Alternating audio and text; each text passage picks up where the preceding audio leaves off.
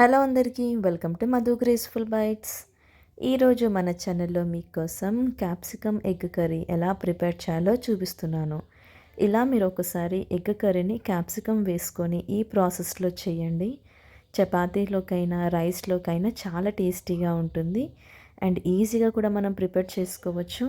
ఇలాంటి easy curries చేసుకుంటే మనకి ఇంట్లో టైం సేవ్ అవుతుంది, అలాగే టేస్ట్ పరంగా చూసినా చాలా చాలా బాగుంటుంది.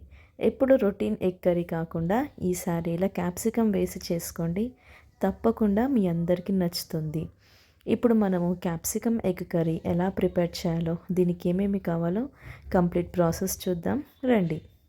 ముందుగా ఇక్కడ నేను ఇలా ఉల్లిపాయల్ని ఇలా మనం ఈ షేప్లో కట్ చేసుకోవాలి. సేమ్ క్యాప్సికమ్ని కూడా అలాగే కట్ చేసుకోవాలి. ఇలా వీటి రెండింటిని కూడా కట్ చేసుకొని పక్కకు పెట్టేసుకోవాలి.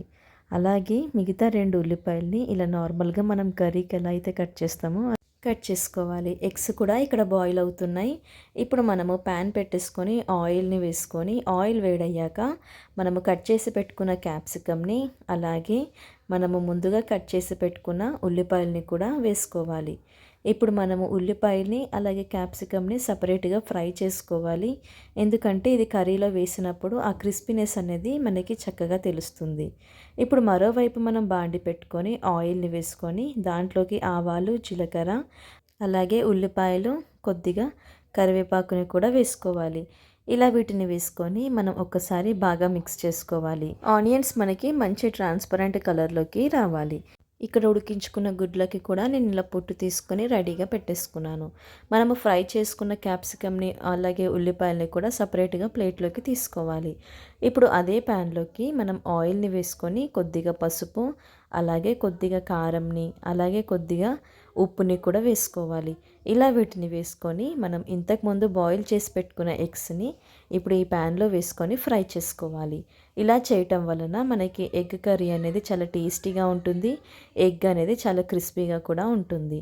ఇవి ఫ్రై చేసుకొని పక్కకు పెట్టుకున్న తర్వాత ఇక్కడ నేను ఆయిల్లో ఆనియన్స్ కూడా మనకి సాఫ్ట్గా అయ్యాయి కదా, ఇప్పుడు దీంట్లోకి కొద్దిగా అల్లం వెల్లుల్లి పేస్ట్ అలాగే మనం గ్రైండ్ చేసి పెట్టుకున్న టమాటో ప్యూరీని కూడా వేసుకోవాలి.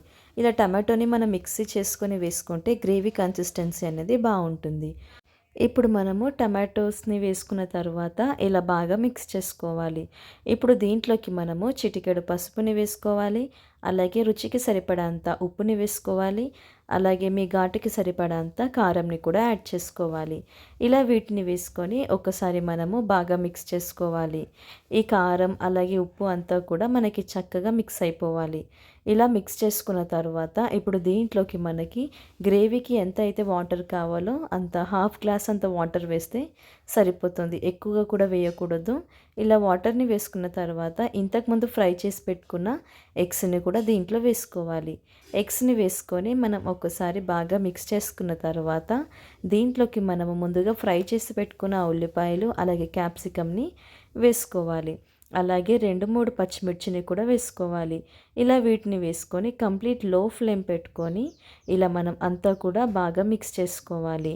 తర్వాత లాస్ట్లో మనము కొద్దిగా ధనియాల పొడి, కొద్దిగా జీలకర్ర పొడి అలాగే కొద్దిగా గరం మసాలాని కూడా వేసుకోవాలి.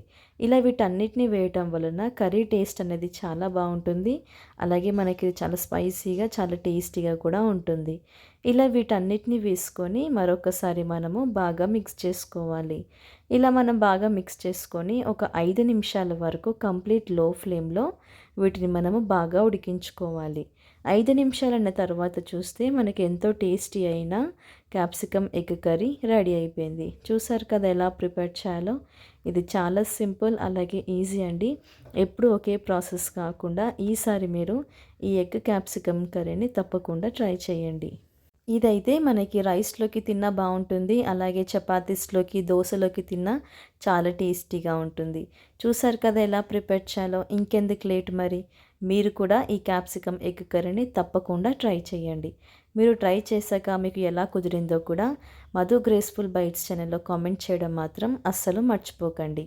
Thank you for watching Madhu graceful bytes. Like, share, subscribe.